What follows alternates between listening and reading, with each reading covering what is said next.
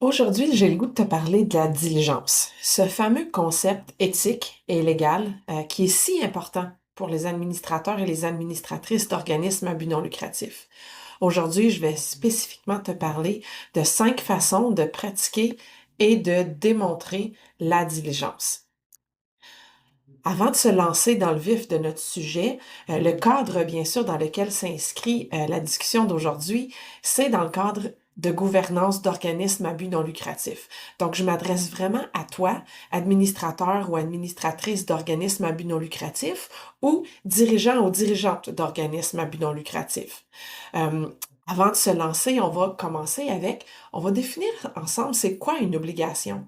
Dans un contexte d'organisme à but non lucratif, euh, dans un contexte d'administrateur ou d'administratrice ou de dirigeant, dirigeante d'organisme à but non lucratif, une obligation, c'est ce que tu dois faire. Ce sont des tâches incontournables. Souviens-toi qu'une obligation va au-delà de la responsabilité en termes de caractère contractuel ou légal. Des obligations, ce sont bel et bien des exigences formelles qu'une personne ou une organisation doit respecter, soit en vertu d'accords, de règlements ou de certaines normes éthiques ou légales. Ce que je veux que tu te souviennes d'une obligation, c'est que c'est contraignant. C'est-à-dire, si tu ne respectes pas une obligation, il peut y avoir des conséquences en cas de non-respect. Ultimement, une obligation, c'est ce qu'une personne ou une organisation est contrainte de faire, obligée de faire pour se conformer à des lois, des contrats ou à des normes éthiques. Je profite également du moment pour te rappeler que comme administrateur ou administratrice d'OSBL, tu es une personne qui a un devoir fiduciaire. Tu es une personne fiduciaire et en fonction de ce rôle-là, tu as des devoirs. Euh, je te rappelle qu'une personne ou une organisation est dite fiduciaire lorsqu'elle détient ou gère des biens ou des intérêts pour le compte d'une autre personne dans le cadre d'une relation de confiance. Cela implique une obligation légale et éthique de gérer certains actifs ou certains intérêts d'autrui avec un niveau de diligence et de loyauté qui est élevé. Donc, pourquoi je te parle de devoir et de fiduciaire? En tant qu'administrateur, administratrice ou dirigeant, dirigeante d'organismes à but non lucratif, aux yeux de la loi, tu es fiduciaire de l'organisation, c'est-à-dire tu en es responsable et en fonction de ton rôle de fiduciaire, tu as des obligations. Et une de ces fameuses obligations, c'est l'obligation de diligence. Et c'est de ça dont on parle aujourd'hui. Avant de se rendre là, je te rappelle que les obligations fiduciaires des administrateurs et des administratrices d'OSBL, ce sont des devoirs légaux et éthiques qui visent à garantir que tu fasses, euh, que tu poses des gestes dans le meilleur intérêt de l'organisme. Les obligations fiduciaires des administrateurs et des administratrices de OSBL reposent, entre autres, sur des principes de loyauté, de diligence et de transparence. Donc aujourd'hui, on va parler du devoir spécifique que tu as comme fiduciaire, comme administrateur, administratrice au sein d'un conseil d'administration, de ton devoir de diligence.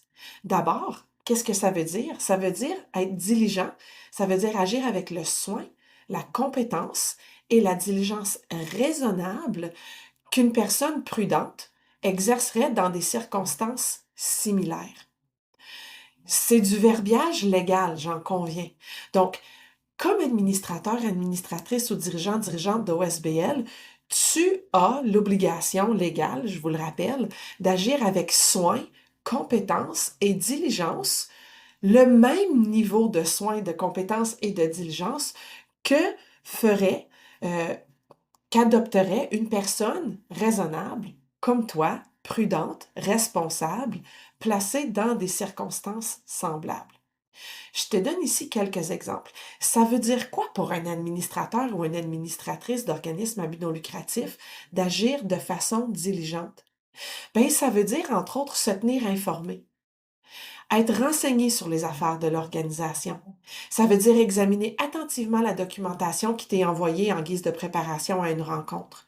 On parle ici de documents financiers, des rapports. Ça veut aussi dire être conscient, consciente des risques qui sont associés aux décisions qui sont prises pour l'OSBL. Qu'est-ce que ça veut dire aussi être diligent ou diligente dans un contexte de conseil d'administration d'organismes à but non lucratif? Ça veut dire être présent ou présente. Ça veut dire assister aux activités du conseil, participer aux discussions et aux décisions de manière active. Et une autre façon dont tu t'acquittes de ton devoir de diligence comme administrateur ou administratrice d'organismes à but non lucratif, c'est de s'assurer de respecter les lois. C'est de s'assurer que l'organisation respecte toutes les lois applicables et qu'elle respecte également ses propres règlements internes ainsi que ses propres politiques. Donc, dans les prochaines diapositives, ce que je vais faire, c'est que je vais te parler très spécifiquement de façons dont tu peux pratiquer et démontrer la diligence. C'est vraiment dans le but de te rendre plus familier, plus familière avec ce fameux concept de diligence. Dit autrement, ce qu'on fait aujourd'hui ensemble, c'est qu'on décortique le devoir de diligence pour que toi, comme administrateur ou administratrice ou dirigeant, dirigeante d'organismes à but non lucratif, tu saches qu'est-ce que ça veut dire pour toi. Avant d'entrer dans mes 5 façons de démontrer puis de pratiquer la diligence, je te rappelle que la diligence raisonnable, c'est un concept juridique et éthique qui désigne l'obligation qu'on a toutes et tous comme administrateurs, administratrices, dirigeants, dirigeantes d'organismes à but non lucratif, d'agir avec un niveau de soin, de prudence et de responsabilité que l'on attendrait d'une personne raisonnable dans des circonstances similaires. Ça veut dire quoi ça? Agir de façon diligente et démontrer sa diligence. Pratiquer la diligence raisonnable, ça veut dire c'est la capacité des administrateurs et des administratrices d'adopter des comportements qui leur permettent de rencontrer les exigences de la loi dans la prise de meilleures décisions possibles pour l'organisation, en l'absence, bien sûr, d'influence externe. Démontrer la diligence raisonnable, c'est la capacité d'une organisation d'avoir des preuves et un fonctionnement qui lui permettent de démontrer aux parties prenantes, par exemple aux auditeurs, auditrices, aux autorités, peut-être à un tribunal un jour, qu'il ou elle a agi avec diligence raisonnable. Donc, une façon de pratiquer la diligence, c'est de poser des questions sur les rapports et les enjeux. Comme administrateur, administratrice ou comme conseil d'administration, ça veut dire quoi? Bien, ça veut dire indiquer au procès verbal, pardon, que les administrateurs et les administratrices ont posé des questions ou qui ont tenu des débats avant de prendre une décision. Donc, comment pratiquer la diligence? Poser des questions sur les rapports et les enjeux et comment démontrer cette diligence, comment démontrer qu'on pratique la diligence, ben, c'est d'indiquer, par exemple, au procès-verbal qu'il y a eu débat, qu'il y a eu pose de questions avant de procéder à la prise de décision. Une autre façon de pratiquer la diligence, c'est de laisser la place au débat d'idées lors des réunions. Comment est-ce qu'on démontre ceci? Bien, c'est s'assurer que toute question demandant une décision soit appuyée de documents. C'est-à-dire, quand on demande au CA de prendre une décision dans le cadre d'une rencontre, on s'assure que toute décision soit appuyée, je devrais dire, ou toute demande de prise de décision soit appuyée par des rapports, des sommaires exécutifs, des articles. Ça peut être un avis légal, et aussi s'assurer que toute question qui demande une décision ait fait l'objet d'un temps adéquat de préparation. C'est-à-dire que les personnes qui sont appelées à prendre une décision ont reçu la dite documentation, donc le rapport, l'avis légal, le sommaire exécutif ou quoi que ce soit, avant la rencontre, afin que la personne puisse avoir été en mesure de lire la documentation, d'en prendre connaissance et de se préparer à la discussion. Une autre façon de pratiquer la diligence comme administrateur et administratrice ou dirigeant, dirigeante d'organismes à but non lucratif, c'est de mandater les comités de faire des travaux approfondis pour le conseil. Travailler en comité, ça permet de creuser des questions, ça permet d'aller plus en profondeur dans les détails, toujours dans le but de recommander certaines actions au conseil d'administration et non de prendre des décisions au nom du conseil d'administration. Donc, comment pratiquer la diligence? C'est de donner des travaux, des questions poussées à examiner en comité. Et comment est-ce qu'on démontre ceci? Ben, c'est en établissant justement des comités permanents avec des mandats spécifiques. Les trois comités permanents du conseil qu'on connaît le plus, qu'on voit le plus souvent en gouvernance d'OSBL, c'est le comité de finances, le comité de gouvernance et le comité d'encadrement, d'évaluation et de compensation de la direction générale.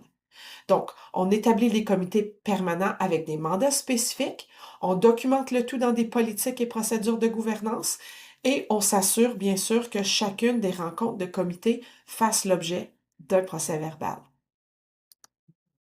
Et j'ai une quatrième façon de démontrer et de pratiquer la diligence, c'est d'établir et réviser les documents corporatifs régulièrement, c'est-à-dire vos politiques, vos règlements administratifs et autres, vos statuts, hein, vos éléments de statut. Donc, une façon de pratiquer la diligence, c'est d'avoir de la documentation qui est conforme et de la réviser. Puis, comment est-ce qu'on démontre cette diligence? Bien, on indique à la fin ou au début de chaque document, par exemple en en-tête ou en pied de page, la date d'adoption de la documentation, l'historique de chaque révision des documents et on s'assure d'établir un calendrier de révision. On vient noter, par exemple, que ce document est revu à chaque année ou à chaque 2 ans ou à chaque quart, dépendant de la situation. Comment démontrer aussi notre diligence? Ben, c'est de demander un avis professionnel en lien avec les principes comptables, par exemple, lorsqu'on parle de politique financière, les principes de gouvernance lorsqu'on parle de politique et procédures de gouvernance, et les pratiques en ressources humaines qui sont généralement reconnues. Et pour terminer, une autre façon de pratiquer la diligence, c'est d'assurer une assiduité optimale aux rencontres du CA et aux rencontres des comités. Comment est-ce qu'on démontre ceci? Ben, c'est en documentant au procès verbal la présence des administrateurs et administratrices et dirigeants, dirigeantes, et c'est également en adoptant un calendrier de gouvernance afin de maximiser la participation. Qu'est-ce que ça fait un calendrier de gouvernance? Ça permet bien à l'avance de déterminer le calendrier des rencontres pour le conseil afin que chaque personne puisse, par exemple, le mettre dans son calendrier très, très tôt dans l'année. Ceci toujours dans le but de maximiser la participation, en s'assurant que les gens développent des bonnes routines et qu'ils sachent à quoi s'attendre. Ça permet normalement de maximiser la participation et donc la présence de chacun, chacune autour de la table. Donc voici, on a parlé ensemble de 5 façons de pratiquer et de démontrer la diligence.